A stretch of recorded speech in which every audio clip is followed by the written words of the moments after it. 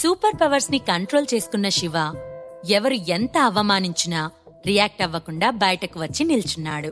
ఇంతలో సురభి అక్కడికి వచ్చి డివోర్స్ టాపిక్ తీయడంతో డీలా పడిపోయాడు. ఇద్దరూ ఇంటికొచ్చేసరికి సురభి తల్లిదండ్రులు రేణుకాదేవి, శ్రవణ్ శిఖాలు హాల్లో సోఫాలో కూర్చుని ఉన్నారు.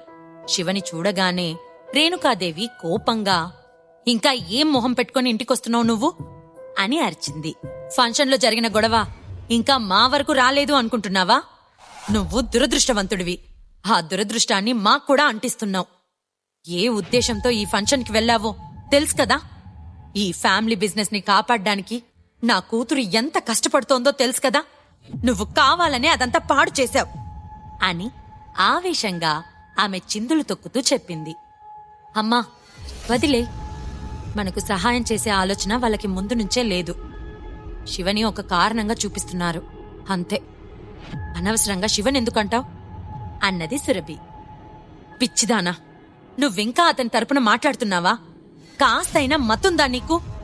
ఇంకా అతని వల్ల ఎన్ని బాధలు పడతావు, ఎన్ని అవమానాలు పడతావు. ఈరోజు మన ఈ స్థితికి కారణం అతనే. ఏ నిమిషంలో మన జీవితంలోకొచ్చాడో అప్పట్నుంచే మన ఆస్తిపాస్తులన్నీ కరిగిపోయాయి అని ఉక్రోషంతో చెప్పింది రేణుకాదేవి. మాట విన్న సురభి నిస్సహాయంగా తల్లివైపు చూసింది. శ్రవణ్ కూడా ఆ మాటలు విని బాధగా చూడటం తప్ప ఏమీ మాట్లాడలేకపోయాడు. వీళ్ళు ఈ సంభాషణలోనే ఉండగా శివ మౌనంగా వంటగదిలోకి వెళ్లిపోయాడు. రేణుకాదేవి కొంచెం కూడా గ్యాప్ లేకుండా జరిగిన దానికి పాత విషయాలని తొవ్వుతూ శివని దెప్పిపొడుస్తోంది.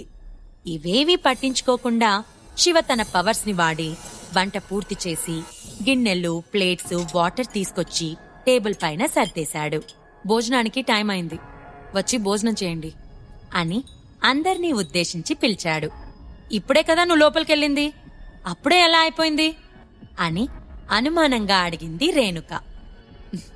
నేను వెళ్ళి చాలాసేపయింది, ఇప్పటికే మీకు లేట్ అయిందని నేను ఫీల్ అవుతున్నా అని టాపిక్ మారుస్తూ ఆమెని భోజనానికి ఆహ్వానించాడు శివ. ఇక అంతా కూడా మౌనంగా వచ్చి భోజనానికి కూర్చున్నారు. అప్పటి వరకు రేగుతున్న జ్వాల మెల్లగా ఆరిపోతుంది అనుకుంటున్న సమయంలో రేణుకాదేవి మళ్లీ గొడవ మొదలుపెట్టింది.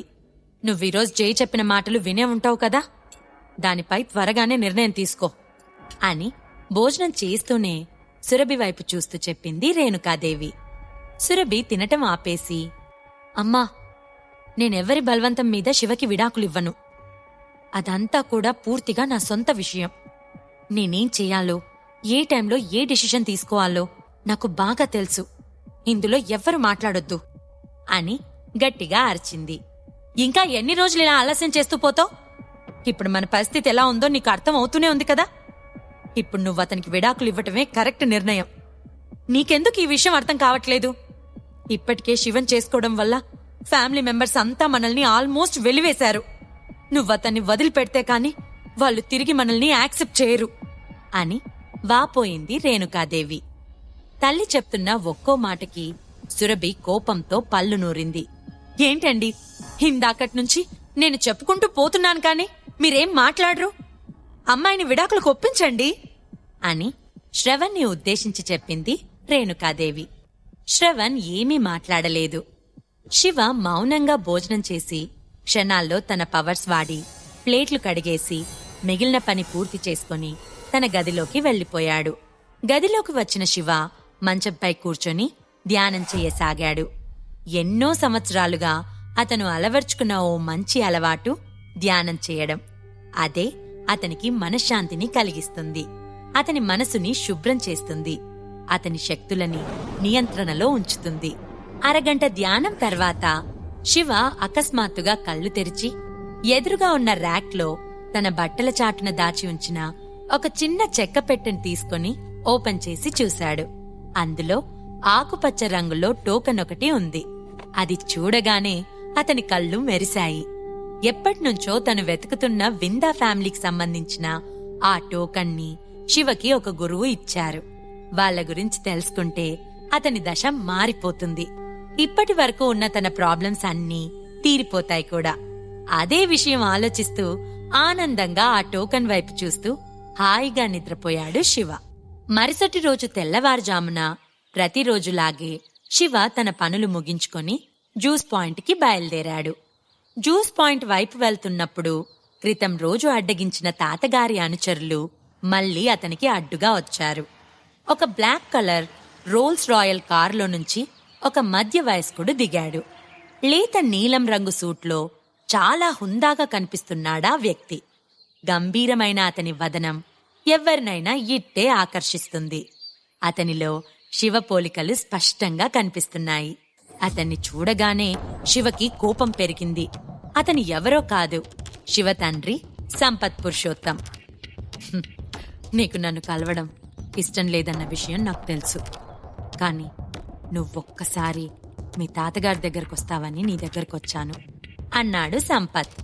సంపత్ సడన్ గా తాతగారి గురించి మాట్లాడేసరికి ఒక్క క్షణం మౌనంగా ఉండిపోయాడు శివ. కుటుంబం మొత్తంలో తనని దగ్గరికి తీసుకొని ప్రేమగా చూసుకుంది తాత పురుషోత్తం మాత్రమే.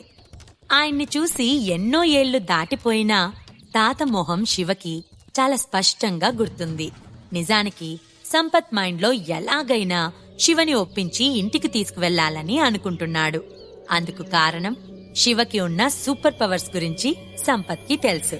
శివకి ఉన్న సూపర్ పవర్స్ ని తనకు అనుకూలంగా మార్చుకోవాలని చూస్తున్నాడు సంపత్.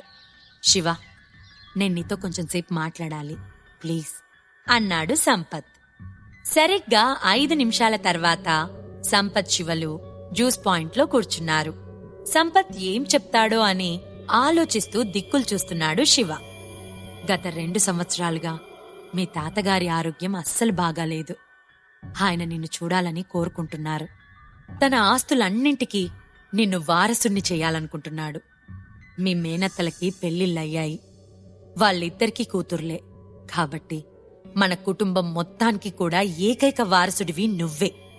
నువ్వు మీ తాతగారి దగ్గరికి వచ్చేయొచ్చుగా అని రిక్వెస్ట్ చేస్తూ అడిగాడు సంపత్.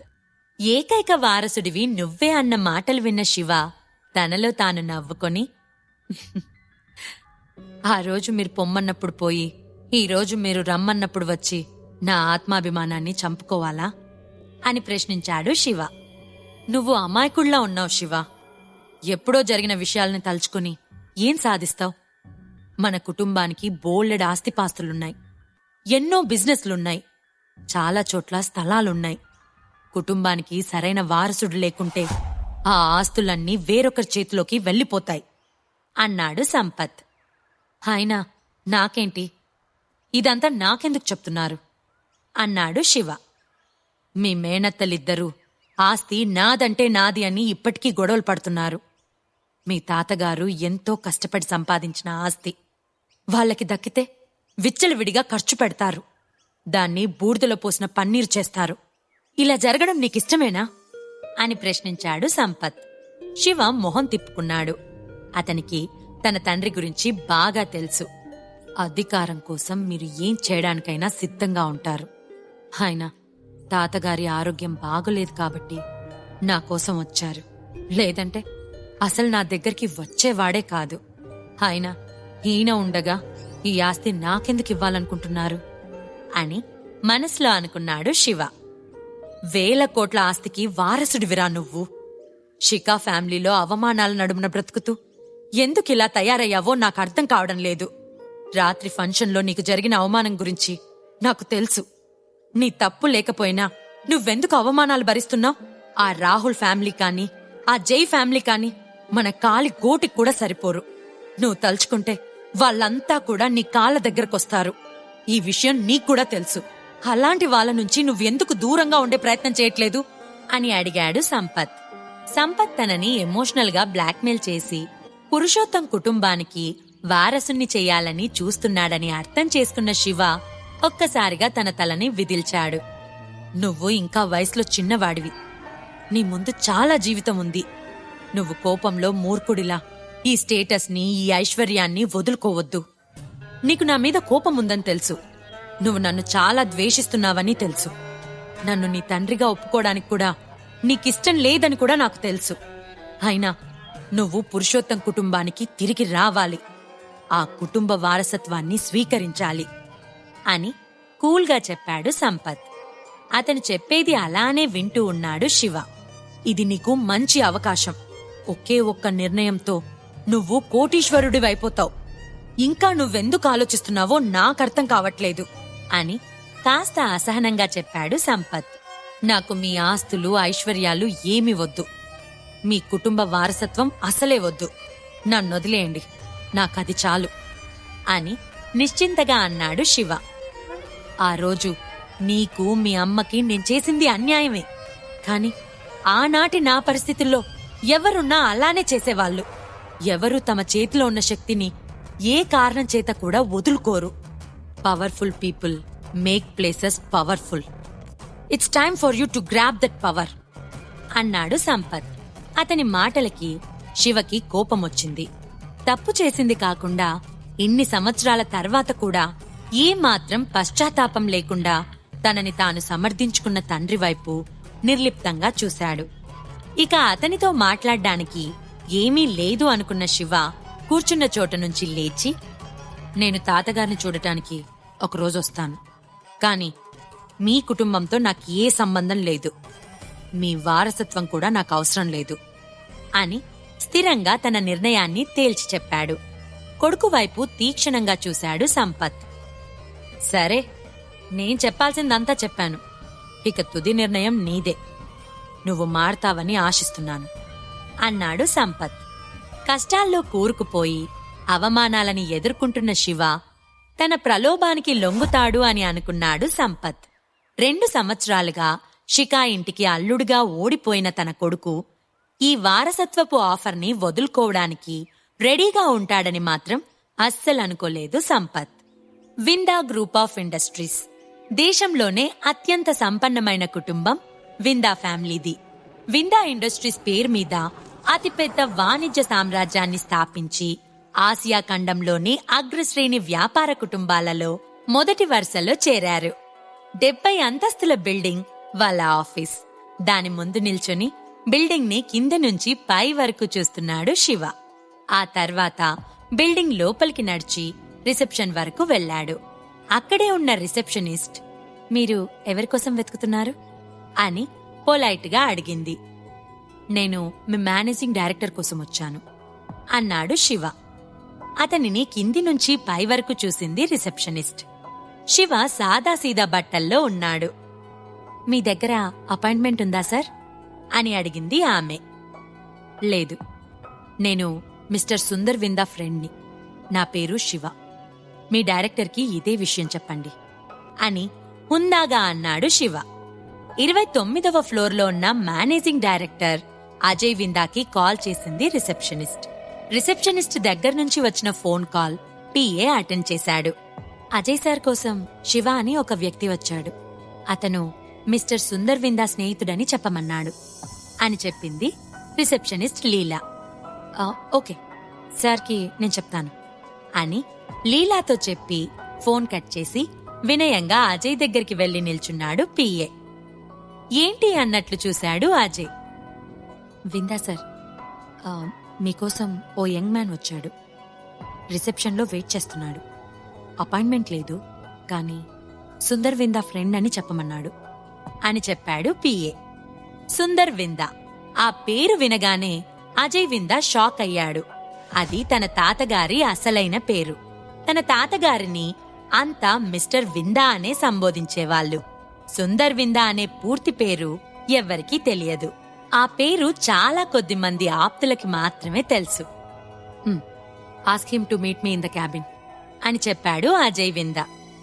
రిసెప్షనిస్ట్ లీలాకి కాల్ చేసి శివని అజయ్ విందా క్యాబిన్ కి పంపించమని చెప్పాడు పిఏ.